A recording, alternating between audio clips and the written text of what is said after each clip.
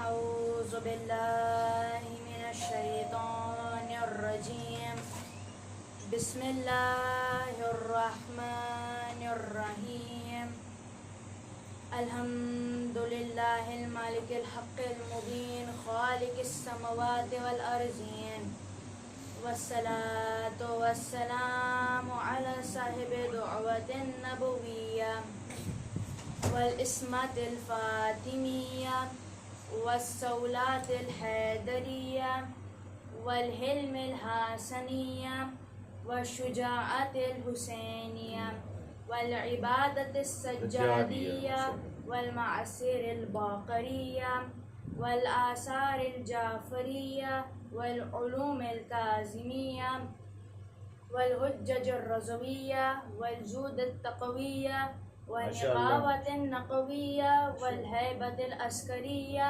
والغيبة الإلهية القائم بأمر الله صلوات اللهم صل على محمد وآل محمد۔ تمام تعریفیں، تمام حمد و ثنا اس ذات باکمال کے لیے جس نے ہماری ہدایت کے لیے انبیاء کرام کو نازل کیا اور پھر ائمہ طاہرین کو نازل کیا۔ درود و سلام ہو ہم سب کا محمد و آل محمد۔ اللهم صل على محمد وآل محمد۔ جس نے ہماری ہدایت کے لیے اپنی جان، مال، اولاد سب کچھ قربان کر دیا۔ بے شک۔ آج ہم معرفت کربلا کے عنوان پر گفتگو کریں گے۔ سٹارٹ میں ایک حدیث اپنے جیسے طالب علموں کے لیے درود کی فضیلت پر آپ کے سامنے پیش کرتا ہوں۔ رسول خدا نے فرمایا، جو کوئی مجھ پر ایک مرتبہ درود بھیجے گا خدا اس پر 10 مرتبہ درود بھیجتا ہے۔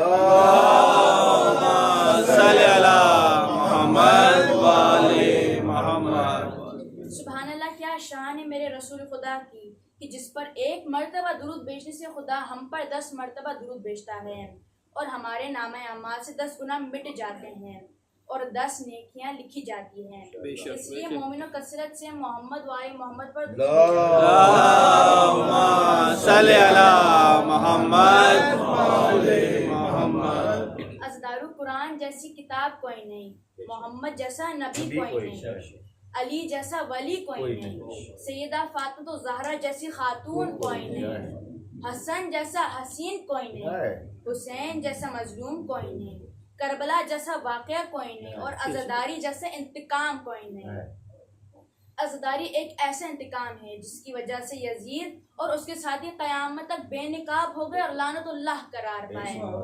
یہ عزاداری ہم سب کے لیے درسگاہ ہے، یہ عزاداری اپنے عزاداروں کو درس دیتی ہے۔ یہ حسین کی مجالس ہمیں ظلم کے خلاف ڈٹ جانے کا درس دیتی ہے۔ یہ مجالس ہمیں ہمت، شکر، صبر، عبادت، شہادت کا درس دیتی ہے۔ صلوات۔ اللهم صل على محمد وآل محمد۔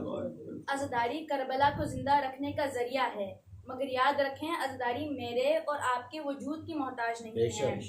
ہم کریں یا نہ کریں عزاداری جاری تھی، جاری ہے، جاری رہے گی۔ کیوں؟ اس لیے کہ عزاداری مشیت الہی ہے، عزاداری دعائے سیدہ ہے۔ باطل اپنی تمام تر طاقت و قوت کے باوجود بھی عزاداری کو روک نہیں سکا، ختم نہیں کر سکا۔ عزاداری تو نور حسین کی خلقت کے وقت عرش اعظم پر ہوئی، پھر دنیا کے خلقت کے بعد انبیاء کرام نے کی۔ امام حسین کی ولادت کے وقت جبرائیل نے ذاکری کی اور رسول خدا، بی بی فاطمہ، امام علی، امام حسن نے گریہ کیا۔ صلی اللہ محمد وآل محمد۔ رسول خدا بار بار کبھی اصحاب کے سامنے تو کبھی ازواج کے سامنے حسین کے مصائب بیان کرتے تھے اور گریہ کرتے تھے۔ حسین کی شہادت کے بعد ہر مخلوق نے، جنات نے، فرشتوں نے، چرند نے، پرند نے عزاداری کی، اور امام حسین کی شہادت کے بعد زینب بنت علی اور امام سید سجاد نے عمومی عزاداری کا اہتمام کیا جو میں اور آپ کرتے ہیں۔ صلوات۔ اللهم صل على محمد وآل محمد۔ رسول خدا نے فرمایا، حسین منی وانا من الحسین، حسین مجھ سے ہے اور میں حسین سے ہوں۔ جانتے ہو کس انداز میں رسول خدا نے امام حسین کی تربیت کی ہے؟ کبھی حسین کے لیے ناقہ بنے، کبھی سجدے کو طول دی، کبھی اپنی زبان چوسائی، کبھی اپنے سینے پر سلایا۔ حسین کے رونے سے رسول خدا کو تکلیف ہوتی تھی۔ افسوس مسلمانوں نے اسی حسین کو کربلا میں رلا رلا کر بھوکا پیاسا شہید کر دیا۔ عزاداری تو انبیاء کرام نے کی ہے، عزاداری تو حضرت آدم نے کی ہے۔ زمین پر سب سے پہلی عزاداری تو حضرت آدم نے کی ہے۔ جب حضرت جبرائیل نے امام حسین کے مصائب حضرت آدم کو سنائے تھے تو جانتے ہو حضرت آدم نے ایسی گریہ کیا جیسے ایک بوڑھی ماں جوان بیٹے کے راشن کرتی ہے، اور حضرت آدم نے ایک زوردار چیخ ماری اور بے ہوش ہو گئے۔ عزاداری تو حضرت ابراہیم نے کی ہے۔ ایک مرتبہ حضرت ابراہیم کا سفر کربلا سے ہوا، وہ اپنی سواری سے گرے اور ان کے سر سے خون جاری ہوا تو انہوں نے فوراً استغفار کیا۔ اسی وقت حضرت جبرائیل نازل ہوئے اور فرمایا، اے نبی خدا، آپ سے کوئی گناہ نہیں ہوا، یہ سرزمین کربلا ہے جہاں آپ کا فرزند 3 دن کا بھوکا پیاسا ذبح کیا جائے گا۔ خدا نے چاہا کہ آپ کا خون بھی اس پاک سرزمین میں شامل ہو جائے۔ اس کو سن کر حضرت ابراہیم نے گریہ کیا اور حضرت جبرائیل نے ذاکری کی۔ عزاداری تو حضرت نوح نے کی ہے۔ 500 سال تک حضرت نوح نے امام حسین کی مظلومیت پر گریہ کیا، اس لیے انہیں نوح کہا جانے لگا۔ زمانہ آج ہمارے رونے کو دیکھ کر حیران ہے، اے کاش انہوں نے تاریخ انبیاء پڑھی ہوتی۔ امام حسین حضرت نوح کے وارث ہیں، اس لیے کشتی دیم منجدھار سے نکالی حسین نے، کشتی دیم منجدھار سے نکالی حسین نے، کیا کام کر دیا ہے مثالی حسین نے۔ دوش نبی پہ زلف نبوت کو تھام کر، دوش نبی پہ زلف نبوت کو تھام کر امت کی باغ دور سنبھالی حسین نے۔ آیا یزید لشکر جور و جفا کے ساتھ، آیا یزید لشکر جور و جفا کے ساتھ، صبر و رضا کی فوج بلا لی حسین نے۔ حر جری نے وہ کام کر دیا اسلام کا، حر جری نے وہ کام کر دیا اسلام کا، باغ جنت میں رکھ لیا مالی حسین نے۔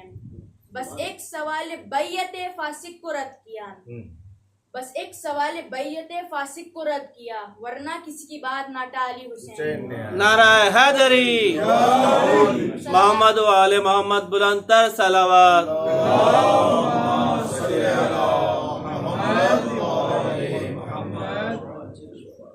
جو لوگ حضرت نوح کی کشتی میں سوار ہوئے وہ نجات پا گئے۔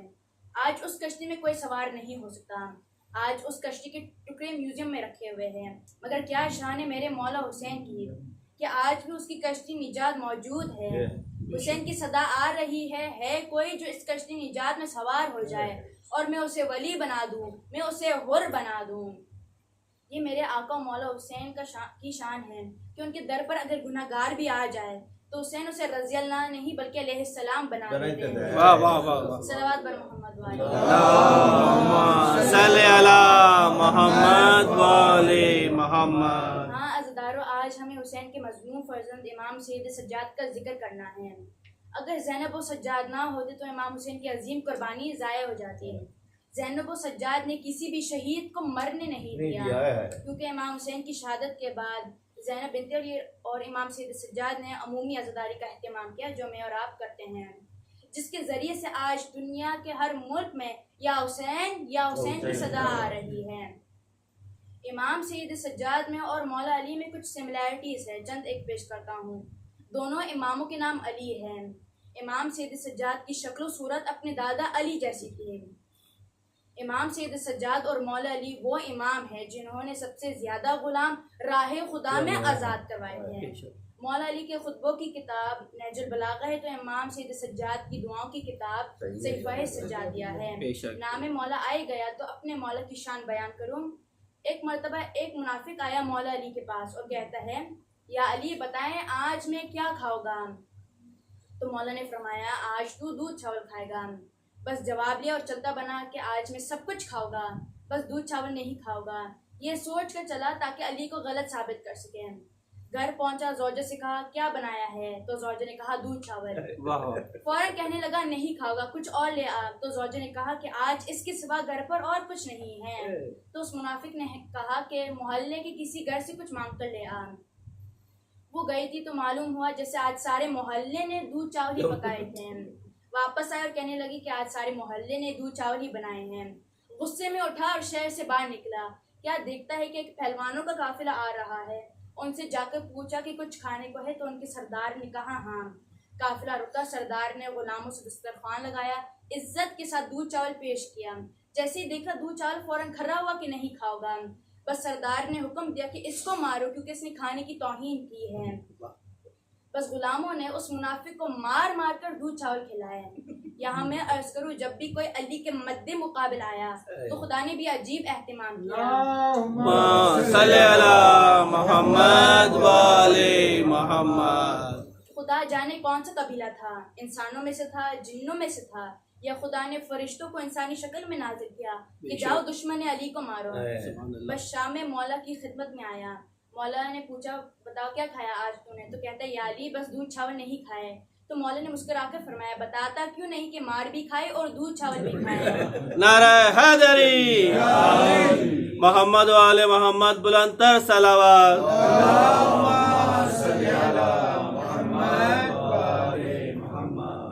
یہ واقعہ ہم سب کی درسگاہ ہے کہ اگر آپ علی کی نہیں مانو گے تو مار بھی کھاؤ گے اور ذلیل بھی ہو گے. صلوات پڑھو. اللہم صلی علی محمد والے محمد. مولا علی نے 25 برس بعد رسول خاموشی سے صبر سے گزارے تھے.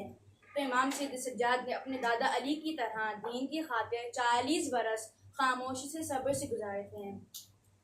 علی بھی مظلوم تھے, امام سید سجاد بھی مظلوم تھے. علی نے فاطمہ الزہرا کا جنازہ اٹھایا تھا اور امام سید سجاد بس جنازے اٹھانے کے لیے رہ گئے تھے.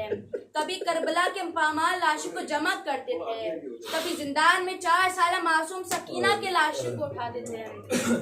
یہ وہ مصائب ہے جن کی وجہ سے میرا مظلوم امام جوانی میں ہی بزرگ ہو گیا. سجاد کی کمر جھک چکی تھی, بال سفید ہو گئے تھے. کوئی ایک قبر بنائے تو اس کی کمر ٹوٹ جاتی ہے.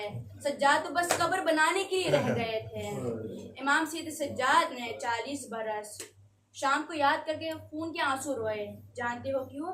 اس لیے کیونکہ اس نے شام غریبہ کو وہ پردرد منظر دیکھا تھا.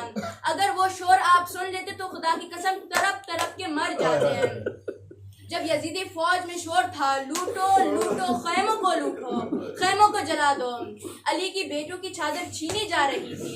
زینب و کلثوم کو تازیانے مارے جا رہے تھے. ایک دکھیاری ماں اپنی بیٹی کا دامن جلتا ہوا دیکھ رہی تھی. مجھے نہیں معلوم امام سید سجاد نے کیسے دیکھا ہوگا کہ حسین کی جان سکینہ, عباس کی جان سکینہ کو تماچے مارے جا رہے تھے. سکینہ کے رخسار بھی زخمی تھے, کان بھی زخمی تھے, سکینہ کا دامن بھی جلا ہوا تھا. تازیانوں سے امام سید سجاد کا بدن بھی زخمی تھا, سجاد کی روح بھی زخمی تھی. بس میرے مظلوم امام کو زہر دیا گیا. زہر کے اثر سے مولا کا کلیجہ کٹنا شروع ہوا اور زہر کے اثر سے مولا تڑپ تڑپ کر شہید ہو گئے. جب میرے بیمار امام کو غسل دیا گیا تو امام محمد باقر نے ایک زوردار چیخ ماری, میرا مظلوم بابا, میرا بیمار بابا. آج تک میرے بابا کے جسم پر توق و زنجیر کے نشان موجود ہیں, کمر پر تازیانوں کے زخم موجود ہیں. بس جنازہ تیار ہوا, بڑی شان سے تابوت اٹھا, قبر بنی. مگر ذرا کربلا چلو, وہاں مظلوم حسین کا بے گورا کفن لاشا ہے جو گھوڑوں کی ٹانپوں سے اس طرح پامال کی گئی ہے کہ میرے مولا حسین کی کوئی ہڈی سلامت نہیں رہی اور 3 دن تک زمین گرم پر پڑا رہا. ہاں 4 مقامات ایسے ہیں جہاں رسول خدا اپنے فرزند حسین کو بہت چومتے تھے, بار بار حسین کی پیشانی کا بوسہ لیا کرتے تھے کیونکہ حسین کی پیشانی پتھر سے زخمی ہونی تھی. بار بار حسین کے لبوں کے بوسے لیتے تھے کیونکہ پیاس سے زخمی لبوں پر ظالم نے چھری مار دی تھی. بار بار روتے جاتے تھے, حسین کے گلے کے بوسے لیتے جاتے تھے کیونکہ وہ جانتے تھے کہ میرے مظلوم حسین کے خشک گلے پر ظالم کا کند خنجر چلے گا. 4 مقام حسین کا سینہ تھا. بار بار حسین کو آغوش میں بٹھا کر حسین کے کرتے کے بٹن کو کھولتے تھے, سینے کے بوسے لیتے تھے اور گریا کرتے تھے کیونکہ وہ جانتے تھے کہ سینے پر قاتل سوار ہوگا, یہ سینہ گھوڑوں کی ٹانپوں سے پامال کیا جائے گا.